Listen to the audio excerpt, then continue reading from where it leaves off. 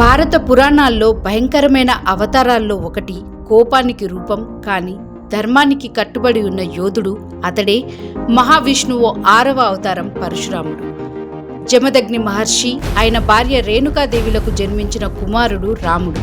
కానీ శివుని నుండి పరశు కొడవలి అనే ఆయుధాన్ని పొందిన తర్వాత అతడు పరశురాముడిగా ప్రసిద్ధి చెందాడు. అతను సాధారణ యోధుడు కాదు. ఋషి వంశంలో పుట్టి క్షత్రియ శౌర్యాన్ని కలిగిన వాడు. అతని జీవితం తపస్సు, నియమం, ధర్మబద్ధముల సమ్మేళనం. ఒకరోజు అహంకారంతో మునిగిపోయిన హయవ వంశరాజు కార్తవీర్య అర్జునుడు జమదగ్ని ఆశ్రమానికి వచ్చాడు. అతని వద్ద ఉన్న కామధేనువు మహిమ చూసి ఆశ్చర్యపోయి అది కావాలని అడిగాడు. జమదగ్ని నిరాకరించగానే కార్తవీర్యుడు కోపంతో ఆశ్రమాన్ని ధ్వంసం చేసి చివరకు జమదగ్ని మహర్షిని హతమార్చాడు. ఆ రక్తపు దృశ్యం చూసిన రేణుకాదేవి విలపించింది. తన కుమారుడికి జరిగిన ద్రోహం వివరించింది.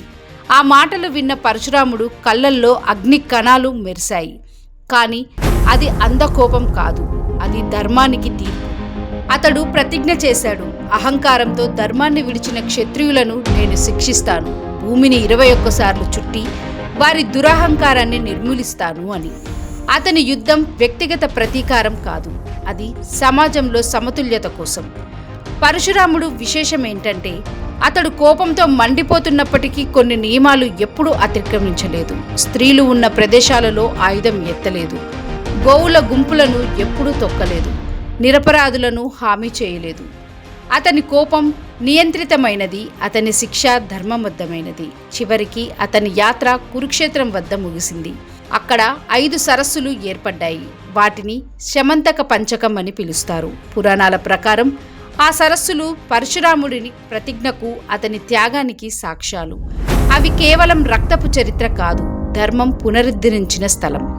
పరశురాముడి కథ యుద్ధగాథ మాత్రమే కాదు, అది ఒక హెచ్చరిక. అంధకారంలో ఉన్నవారు ధర్మాన్ని విడిచిపెడితే ప్రకృతి తన సమతుల్యతను తిరిగి తెచ్చుకుంటుంది.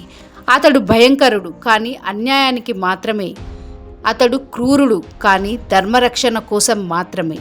పురాణాల ప్రకారం పరశురాముడు చిరంజీవి, ఇప్పటికీ తపస్సు చేస్తున్నాడని విశ్వాసం. కాలం మారినా ధర్మం తప్పితే తీర్పు తప్పదు.